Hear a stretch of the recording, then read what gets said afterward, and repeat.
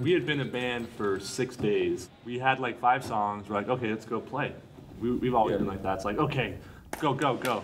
We bought a smoke machine with the little money we had. It was like a square like this big. You had to step on like a thing to activate it, and it was the worst. It was literally just like psst. Little baby fog. So bad. It would only work like, you know, 2/3 of the time, maybe a little less. A lot of times it'd just be like, psst. And there's nothing worse than like rocking out and you're like trying to like be in it, and then you're looking for the thing to like press to activate your own fog. So it was magical from the beginning.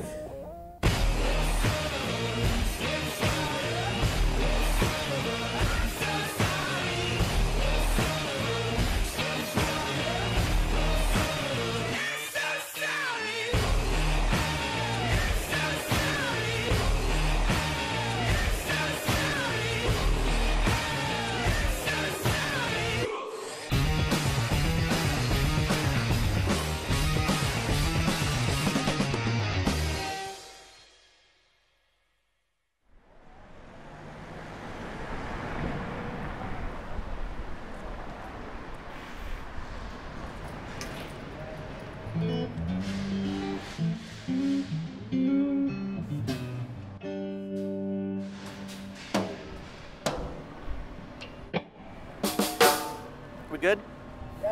Cool. I didn't think I'd be a rock star. I thought I'd be a responsible, adequately played musician of some kind, but no, not a rock star. Damn, I thought I'd be like a studio up. musician, or like, I thought best case scenario, like end up a jingle writer or something. I was, you know, pretty sure I was going to be pumping gas and, you know, hopefully reading some good books in the night shift. People leaving me alone a little bit. Vegas is where I was born and raised, and I met Wayne. I was at school at BYU in Utah, and I just graduated. I wanted to drop out and do music, and I met Wayne, who had just graduated from Berkeley and moved home to Utah from a mutual friend. I was looking for a job, yeah. And yeah, we talked about influences, and we had very similar influences in music. Grew up listening to a lot of the same stuff, and then we jammed together, and he was a really great guitarist.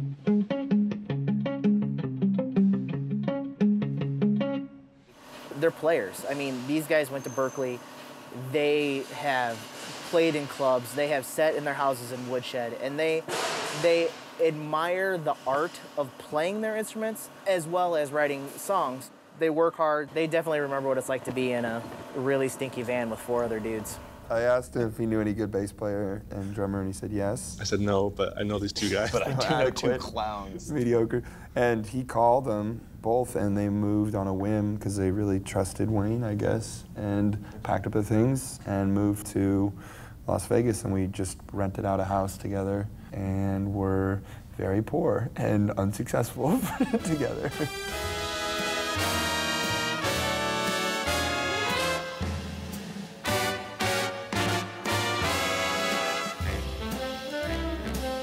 We made a pact from day one that we were not going to be side job musicians. We were going to play together 8 hours a day and get every possible gig in Vegas you can get.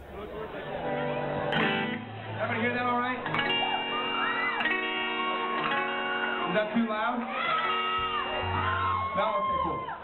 They started like a lot of bands did, you know, duking it out in the bars, trying to, you know, establish a foothold locally in their own community and stuff. And a lot of those moments were in those early days when they were playing 5-6 hours a night. You couldn't do that usually anywhere else. We probably would have had to be like waiters on the side or something, but Vegas you can get away with it because there's so many cover gigs at the casinos and lounges. And so we would go to them and say, listen, we'll do like 50% covers if you let us do 50% originals.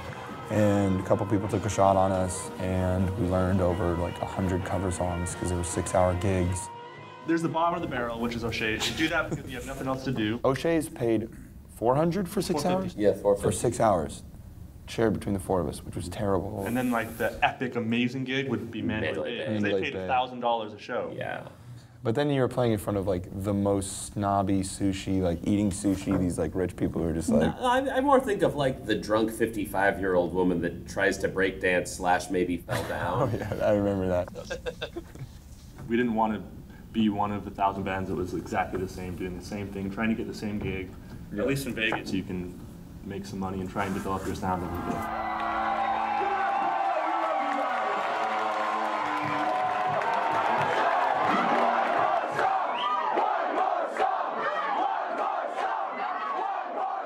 there was a point where we really thought, well, I think we're creating music that's, you know, has a place and is special. Yeah, and you think you're crazy for a long time. You do think you're crazy. Is this not good? We would ask each other that all the time. We'd be like, are we just actually creating bad music? Maybe we were at the time for a while there, but...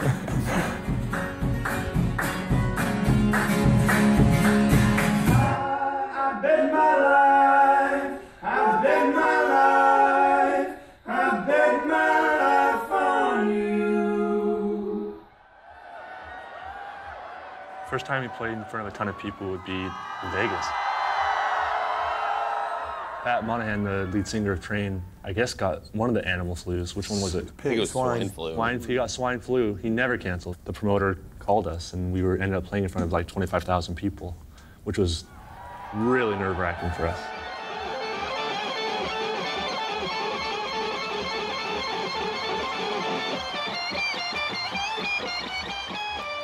Sorry to announce to everybody, 25,000 people, it's not Train. We have somebody replace it. You've never heard of them. They're a local band. You don't know any of their songs. No Meeting, Virginia. Yeah. And then we went out, and it actually went really well. We really had a good show, and we were all, okay, this is really pretty cool.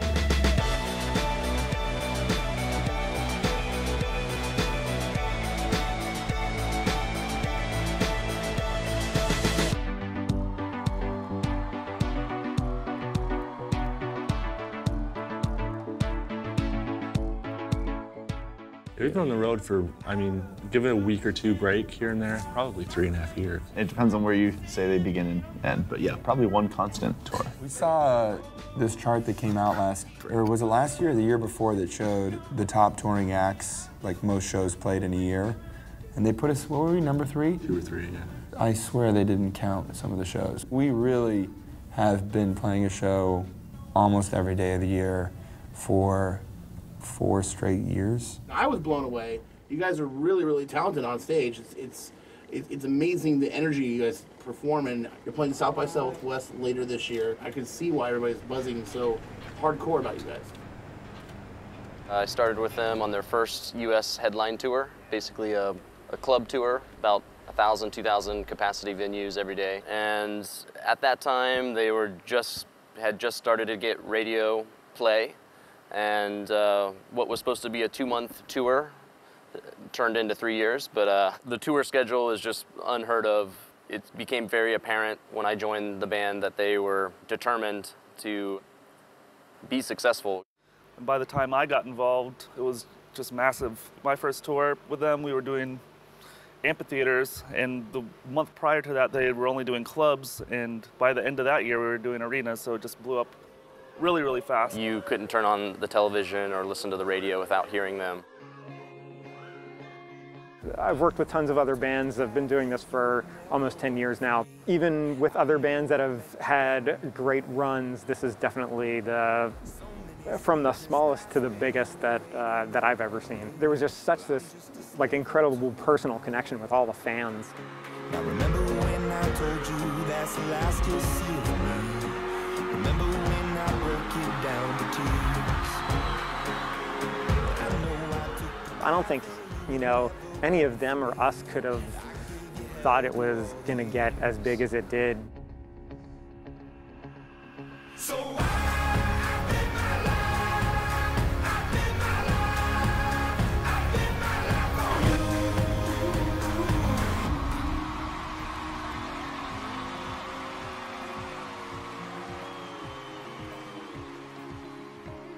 They really bring it live in a way that people that hear them on the radio maybe don't quite expect. There's still players that admire the improvisational aspect of music where they're constantly kind of exploring new ideas. When we get on stage, it feels like home. There's so many hours of not doing that, just in preparation, just so you can have that hour or 2 hours on stage. We've put our entire lives into this. There's nothing else that we do. Yeah, there's a definite comfort, that like an irrational comfort, considering you're in front of like thousands of strangers, like expressing yourself. It's strangely comfortable. We knew the venues were getting bigger, but it was kind of hard for us to notice just because we were like in the thick of it, so busy flying somewhere else different every day. You can sit in your car and you can hear yourself on the radio and be like, well, I can't believe I'm on the radio, but it's like they haven't just stuck to that. They've really gone out and, you know, played to the people and met the people, and it's such a cool thing to get that immediate feedback. I think we were only home maybe 20 days in total that whole year. I don't have a house anymore. Everything's in storage. You live out of a suitcase, and different hotel, airport, venue. It's just been happening so quickly. I think many artists would just be overwhelmed, and you know, they're just really down-to-earth guys. I mean, it's not your typical rock star vibe.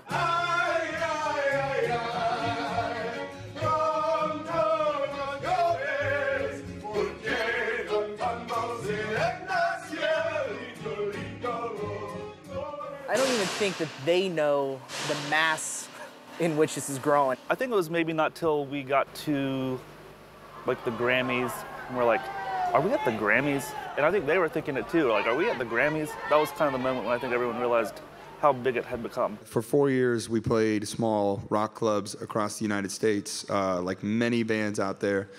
We never created a song thinking we would get embraced by radio, and It's Time took off, and then Radioactive, and then Demons, and this last year has just been a whirlwind.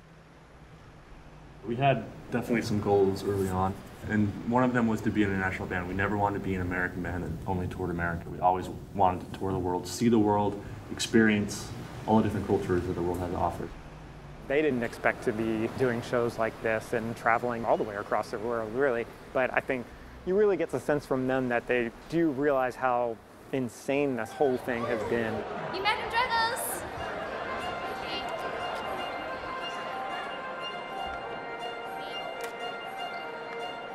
There's definitely moments of isolation that you feel. You can't help it. Like when you're touring in Russia in February and there's an hour of sunlight, it can get to you a little bit. And being away from family for a long period of time. You end up just becoming close to your bandmates and close to your family. And that's about the only relationships that really matter. What's your name? There's a dragon behind you. High five!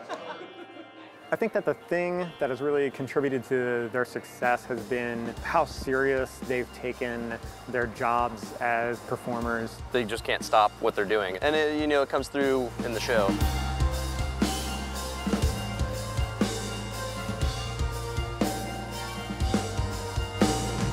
Maybe I'm broken, maybe I'm wrong. I could have spoken sooner than I should if only the good dial. I feel like it's a really dangerous road to go down to live in a place where you say, oh, well, we're successful when we sell X amount or if we get a Grammy. I don't think we ever felt like we made it.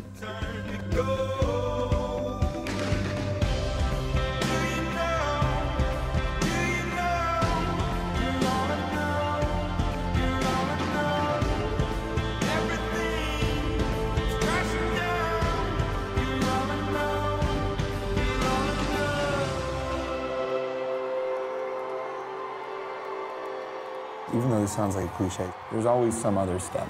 I think success is defined by a band feeling like you created something that's worthwhile, that fulfills your artistic need to express yourself, and that makes you happy.